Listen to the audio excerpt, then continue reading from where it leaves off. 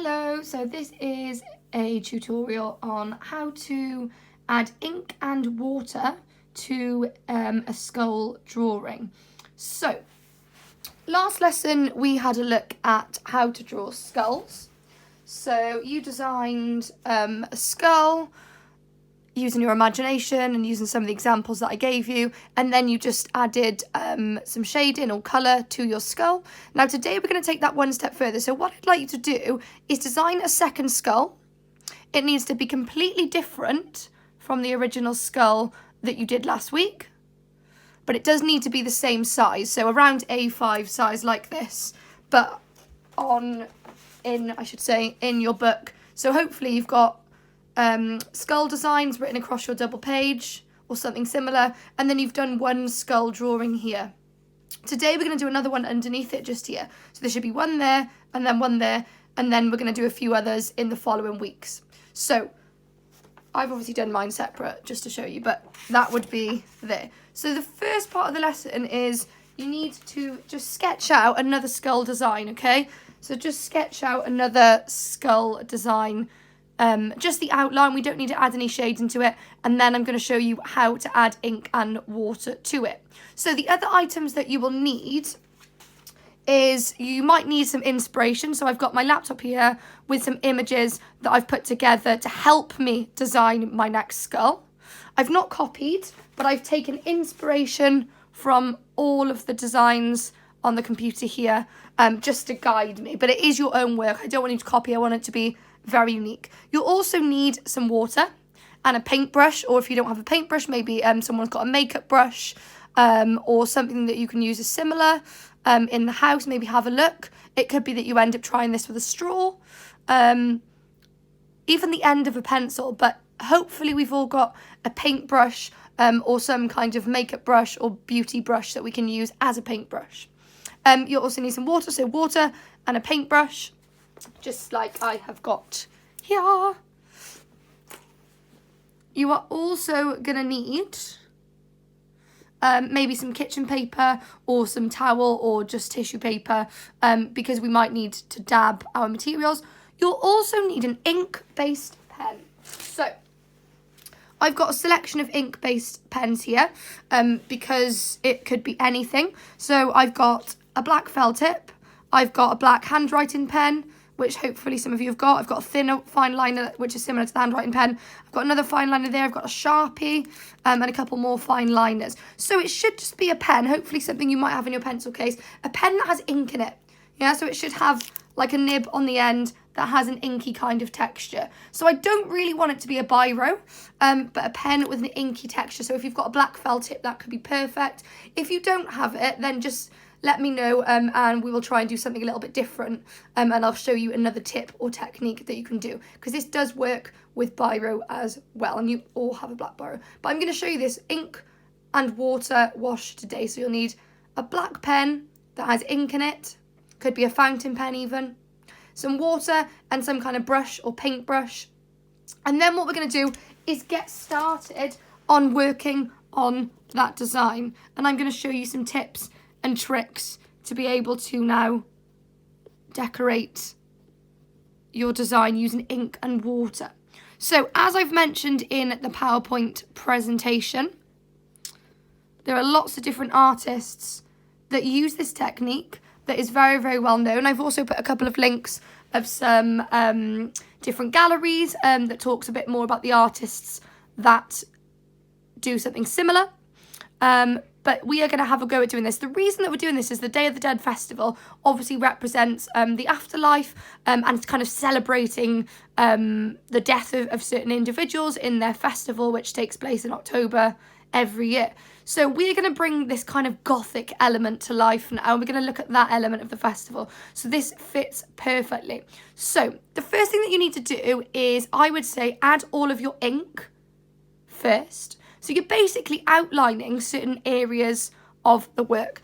I'm going to choose kind of a fairly medium pen. I think I'm actually going to use my felt tip because I think most people at home have got a felt tip. So what I'm going to do first is I'm just going to outline all of the main parts of my pencil drawing. Now, it doesn't matter with a pencil drawing if some of the areas are neater than others. That does not matter at all. As you can see, some of my areas are quite detailed. I've kind of doubled up on lines. It's quite sketchy. And that's fine because we're not going to add any tonal shading with pencil. We're only going to use the felt tip and the water to actually be able to decorate the design. And the water will spread very quickly. So just focus on outlining this, and it will take you some time. Just outline the entire design just as a basic outline to start. So you don't need to colour anything in, just outline it carefully. It will take you some time to complete this piece because it is very detailed. It doesn't matter too much if you go over the lines. You're going to spend a lot longer on this than I am though. I'm just doing this to show you. So as you can see, I'm just starting to outline it. Now, I'm not going to do my entire drawing because that would take me quite a long time, and I've obviously not got the time assigned to do it that you've got. So I'm just going to show you a section of how to complete this, and then I will show you my finished design afterwards when I get around to completing it. So, just going to finish off outlining this section really carefully. Like I said, it takes a long time, but I'm just doing a quick demonstration to show you what I would like to see. So I've outlined this bit. I'm just going to do my leaves. Again, it should be a really high quality design that you've completed, and it shouldn't have any shading on it, which is unusual because normally we add shading. So I'm just going to finish outlining one more section, and then I'm going to add my ink and show you what happens. So, okay, that is one section of my drawing done. I've just done the leaves at the top. So what I'm going to do now is I'm going to take my paper towel and I'm going to just take a paintbrush. It doesn't really matter what size it is, but you don't want it to be too big because you do want to go in with your details and be able to give it some detail as if you're using a pencil. So just going to add a tiny bit of water and then dab it onto my paper, okay? It shouldn't be dripping off everywhere, okay? It needs to just be a little bit of water. Then what I'm going to do is before I add the water to the page, I'm going to consider where I want my light and dark tones to go. Because we are almost using this as the shading now. We're using it as if you were tonally shading with a pencil. Make sure there's no excess on it. I'm just going to drag really carefully the ink out into the white gaps in my leaf. You only need a little bit. It is very, very thick. So I'm just using that and dragging it out into my design carefully. So as you can see now, as you can see on my design, it's got darker in the areas that were white because I've dragged the ink carefully through that design. So we can now start to see this gothic feel. If you think, oh, I want it to be even darker, when it dries at the end, you can add some more of the pen ink to it and then work back into it again with the water. This is trial and error. This is the first time you've done this, so you should be a bit experimental with it. I'm now going to work on this area here. So this area here, this is a butterfly. Obviously, I've not done that section yet, but this effect that I've added just here is meant to be as if the butterfly is moving. So I'm now going to give this some movement. Some movement is going to be added.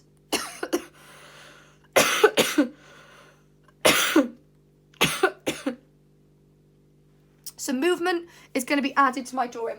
So I'm going to work a bit more quickly now and less carefully. I am just dragging my ink in different directions away from the page. So I've been less neat with this now, and I've just dragged it away, and it creates almost like a kind of drip effect, and it gives it a little bit of movement. So that's something that you can also have a go at. Now I'm just going to continue working into my design. I'm going to add this same drip effect. I'm going to keep it on the left side because I want it to be as if my butterfly is flying away. And I'm working very, very quickly to create this kind of movement effect to my drawing. I'm now going to finish off this section, Again, not adding too much water. I'm dragging through what I've got. Yeah, it shouldn't be lumpy, your page shouldn't be covered in water. If you add too much, either get a tissue or just use your paintbrush to really spread it out across your page. Really carefully. Be careful as well, if you're left-handed like me and you work from left to right, that you don't smudge anything that you've done with your hand. Just work above the page slightly. The palm of your hand can be slightly resting, but not too much.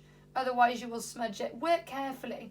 Yeah, I'm doing this a little bit quicker to create movement. But, you know, take a step back from your design. Have a look at it before you move on. This is how we make our work appropriate. So underneath this now, I've got another leaf, but it's a bit more delicate. So I'm adding less water because I want it to be lighter. It will dry a slightly different colour. It might look a bit purpley actually. So my design looks a bit purpley, as you can see. When it dries, it does actually dry a bit darker, okay? And you can see there, some areas are darker than others. Obviously it looks shiny because it's wet, but that is the kind of thing that you'll start to achieve on your page. So working carefully. And I'm not going to actually colour in every section of my skull. It might be that you need to refer back to your computer design as you're going along. If you've been using some computer designs, a really good website is Pinterest.com. As you can see, I've selected this skull and this skull as inspiration because I really like this drippy effect, which goes down here, and the really dark kind of smudgy eyes, and that would work really, really well in ink. So it's really useful to have a design that relates to the kind of artistic style that you are working on as well in front of you. So bear that in mind when you are doing this. It is a lot more helpful and useful. So what I'm going to do now is I'm going to just work into the top of my skull a little bit, dragging through some of the ink that is already on my page, because I want to get a base layer on my skull. So I finalised an area and I want to get a base layer, but I'm just going to use the ink that's already there and drag it right across. If you want it to be lighter, just take a little bit of ink that's already there. You might need to add a bit more water and keep dragging it through the skull. Keep dragging it all the way through. And then you can just build it up. It's a lot easier to work lighter. See, I'm not adding any more ink. I'm just using what's there. And then I'm building it up. Yeah, because otherwise, if I add too much black ink to my page, my design is going to be swallowed up and look really, really dark and have no light shades or tones to it. So I'm just starting to build it up from the background now. Inside the eyes are a lot darker, so it might be that you do a light layer, and then when that dries, I might go back into that with my pen again to make it darker. But it is just like tonal shading with a pencil. You can really, really work, almost like you're painting, to spread the ink through that page. See, I'm just going back and using some of the ink from my existing design, adding a bit more water, and I'm just spreading it all the way through, like so. This will take you a considerable amount of time. That's why we're doing it quite small, around A5 size, and it will require you, doing one area and then letting it dry and then maybe working back into it. But the ink spreads very quickly, so it is important that you are careful and you work delicately. I'm now going to work back into the eye socket, and if I look closely at these kind of designs, often a large part is really black on the eye socket, and then a section of it isn't as dark. So I'm just going to add a little bit of my ink, but not covering the whole eye, because what I'm going to do is spread it to make it look like shading.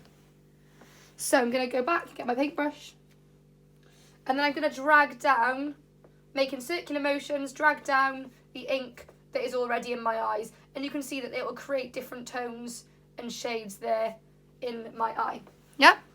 So, hopefully this has been a useful and helpful tutorial. Work carefully, sketch your design out first, keep working into it. Looking at a design using the internet, and it's up to you. You can either do your entire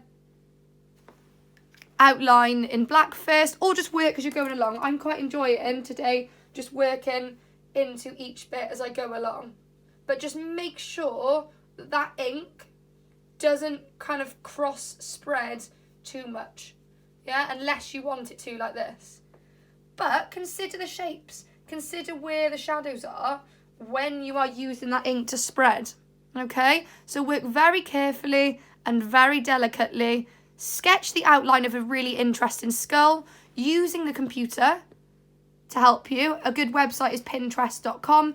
You know, select a few designs, maybe have a look at a few different designs and then put something together from that. But I want it to be unique. I don't just want it to be the outline of a skull. As you can see, I've got around mine, I've got roses, I've got some leaves, I've got a butterfly. So try and make it unique and different. And then you're going to add your either black felt tip or black fine liner or just black ink pen that you've got.